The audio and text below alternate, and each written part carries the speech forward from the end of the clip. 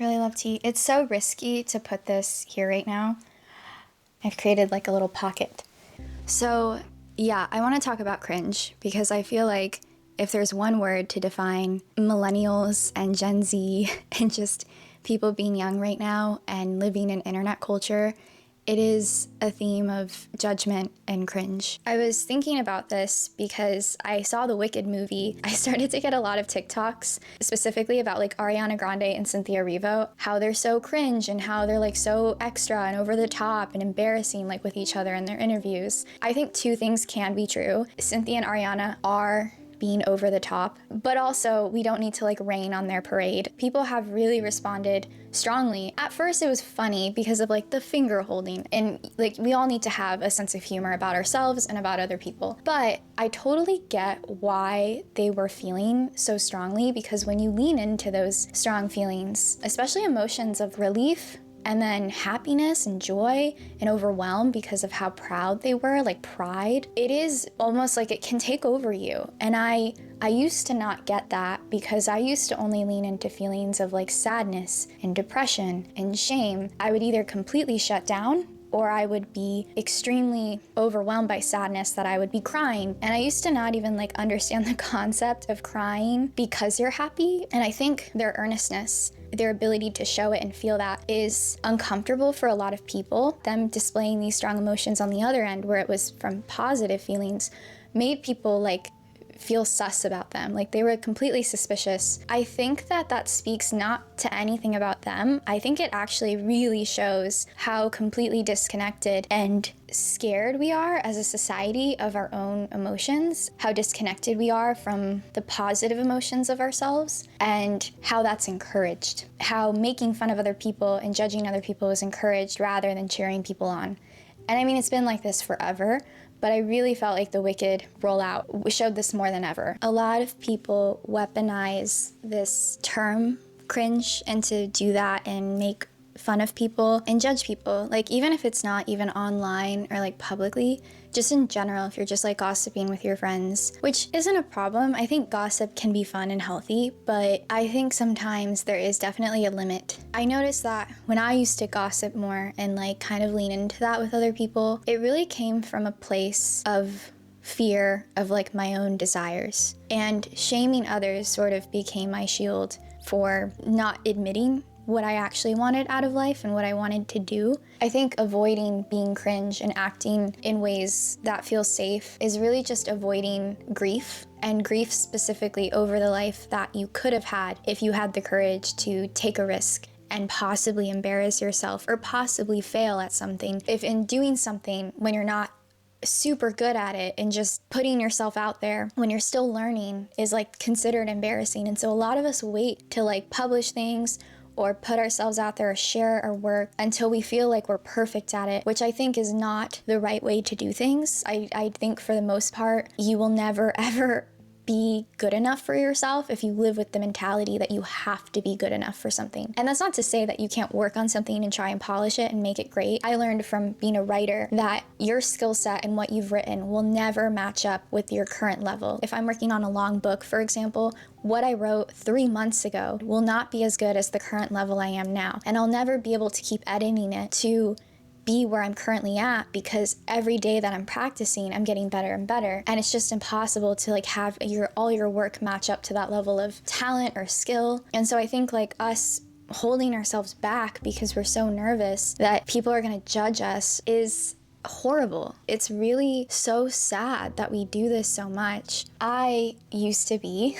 so afraid to be seen. The fact that I'm even making videos is really kind of crazy because I was so plagued by my own insecurity and by this idea that people were going to judge me. And what would they say? They're gonna laugh at me and mock me. And I built this cage around myself where if I was just hiding and I never put myself out there, no one would ever laugh at me. And that would be so much better than the risk of putting myself out there. It's so ironic because I didn't see it back then, but I see it now. I was suffering before, like on the other side of it, when I was hiding myself because I didn't feel ready enough, or that was crazy for me to have these dreams, or how embarrassing and cringy it would be to do certain things, like post a YouTube video. When I was like in that mindset, I was already suffering as a person. Like it wasn't like I was super happy and content with my life. I was like starving for something different, but I just like was not allowing myself to even try for it. And I realized if I'm gonna suffer, I might as well suffer towards the direction of the life I actually want, because then I might actually stop suffering and reach a point where I feel happy and proud of myself, and maybe possibly I could even achieve what I so desperately want. And that is a lot easier said than done, because there is this mental cage that we put ourselves in, and it is debilitating actually, because when you're in that cage of so much self-doubt and shame and judgment, of feeling other people's judgments but your own as well, it is debilitating because it's really hard to see outside of it. I am someone now who feels really like excited about stuff in life. I love making videos. I don't know what will happen with this YouTube channel or what will happen. It doesn't even always matter because I just have so much fun making these. And I'll give an example. I was making like little vlogs at first, which was really nervous for me, I was really nervous to even do that. And I wasn't even talking in my videos because I was so scared. And now that's all I do is talk. I never shut up. And then when I made my first video ever where I actually spoke to the camera about not ever having a boyfriend, which is pretty risky because that video, while it got for the first time ever like the most views I ever got in my life, views that I didn't think was even possible. I was like, what? I also got a lot of engagement. Like people were really responding, some good, some bad. But then came the really bad. I got a lot of people who were being horrible and vile to me, like sending me really mean messages and comments. I'm not at all against people disagreeing with me or voicing that. It's just when people are truly mean. And I got quite a bit of them. And it was painful. It made me so nervous. I even got a message from someone I knew who was like a friend who texted me after I posted the video to have some dignity. Cold. That was so mean. And it was hard. And I was actually really glad because the thing that I was so scared of happened and I survived. And more than that, I moved on. Everyone moved on. I am not the center of everyone's universe and I'm not the center of the world. So while people may pass judgments, it will pass because really, the way you think people are thinking about you is usually not true. People are thinking about themselves more than anything, which is why usually when people write really mean comments or judge people or are so willing to cringe and talk about people in such mean ways, they're not really speaking to these people. They're really speaking to themselves. We're so willing to judge these people, and it's like, why are we so passionate about that? Why are we so passionate at making fun of people? And it's because they're a reflection of ourselves. These people are a mirror to us. Judgment is a mirror. We see the world and we see people as we see ourselves. For example, people who might be really sweet and open-hearted and to a point naive and just willing to love might see someone like a narcissist or a really bad person as somebody with like so much potential and love and like they just need a little help here, and really that's not true. They're just not a good person. And someone who is just so kind-hearted or soft or willing to love and wants to love might neglect all of that because they see the world as they see themselves. They themselves would never have thoughts that are to hurt someone, so they couldn't fathom that someone would truly have such dark and vile thoughts, but it exists. And so it's the same way that we judge and see other people. Over time, I kept reminding myself of that and reminding myself that the most powerful thing I have to change myself and my reality and to like break free of this cage, to escape the prison I created for myself is and was belief. I wrote that when our perceptions are filled with so much fear and judgment, we'll only ever believe that's all there is. And so it doesn't matter what other people are thinking or doing. It truly only matters what you think of yourself. And when you change that, when you stop judging yourself so much, there is another side to this world, and you will stop being so afraid. You will stop wanting to be so mean, and you'll find that the emotions you're overfilled with are not despair and emptiness and restlessness and insecurity. You'll find the emotions that tend to overwhelm you are joy and gratitude and excitement and curiosity and the willingness to try for things, which makes life endlessly so much more enjoyable. And also, I do think having moments where you are feeling sad and questioning yourself is important. It's important important to hold yourself accountable and to question your choices, but not to the point where you debilitate yourself. That's not helpful, or that you're embarrassing, or that you shouldn't do these things because look how embarrassing you are. That is not useful. There's an importance of having balance with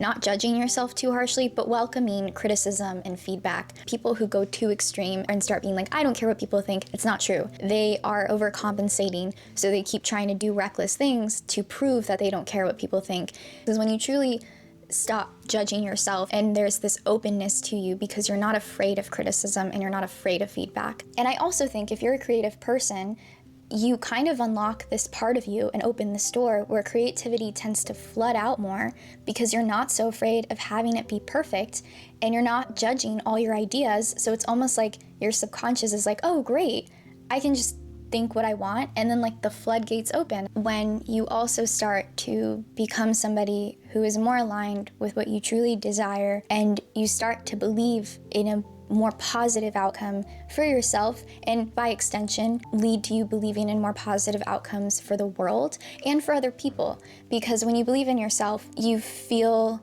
happy. You feel happier, and when you're happier, you want other people to be happy, so you start to encourage that in other people. It's all related. There's this domino effect of it. You also start to filter out who is really in your corner and who is really your friend and supports you. Being earnest is the ultimate filter, and it shows you really quickly who people really are, especially in your lives. Like when you're somebody who is acting from a genuine place, that can be threatening to a lot of people. And so when you are being earnest and you are being yourself and you're leaning into that more, it might seem negative because it might seem like the people who you thought your friends were, who you thought were in your corner, are now being mean to you, and so you're acting in a way that's not okay. It's not true. You're actually finding out how certain people in your life were probably never really supporting you truly to begin with. Because if you're dimming yourself, it's easy to keep things calm. But when you start to change and be happy or something, and those people around you are not happy with that change or don't encourage it because they're comfortable with the version of you they want, they might start to really show you who they are. And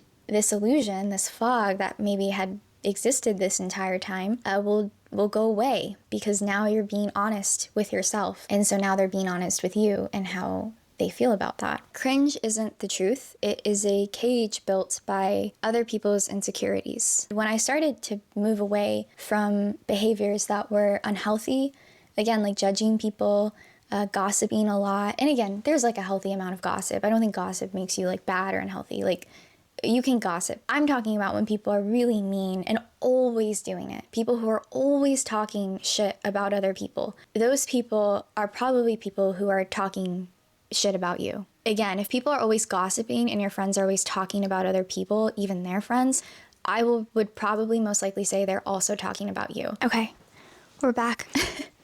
I took a little break because I was hungry. My hair is up, so it's very relaxed. It's very casual. I was talking about how when you start to be yourself, it is a really good filter for who really loves you for who you are. My advice to anybody who is chasing a dream, let yourself happen. Do not kill the part of you that is cringe. I would say kill the part of you that cringes. Just believe that you are worthy of the things you want and that any judgment, any embarrassment will not outweigh the pride and joy you will ultimately get to if you continue to work towards being your authentic self and towards what you desire and dream of. And we can either decide to believe that life is enchanted or that life is cursed. And I don't know about you, but I would rather believe that life is enchanted than life being bad. Loving something so deeply and so truly is magnetic. When we believe in ourselves and we stop judging ourselves so harshly, we just are kinder in life. And so I want that for everyone because I think life and the world will become kinder and better. I just think it's a domino effect. And I think that, it starts with us, but it ripples outward. It does. How could it not? Anyway, there's not a lot we can control in our lifetime or in life in general, but we can control what we believe in. So why not believe in ourselves? Why not believe in positive change? Why not believe in people? I just want to say to everyone who's watching that I hope you find the courage to believe in yourself, and I hope you find the love that you really have wanted all your life. I think you just have to dare to find it more than you dare to hide yourself or shy away from it. Okay, thank you so much. Goodbye.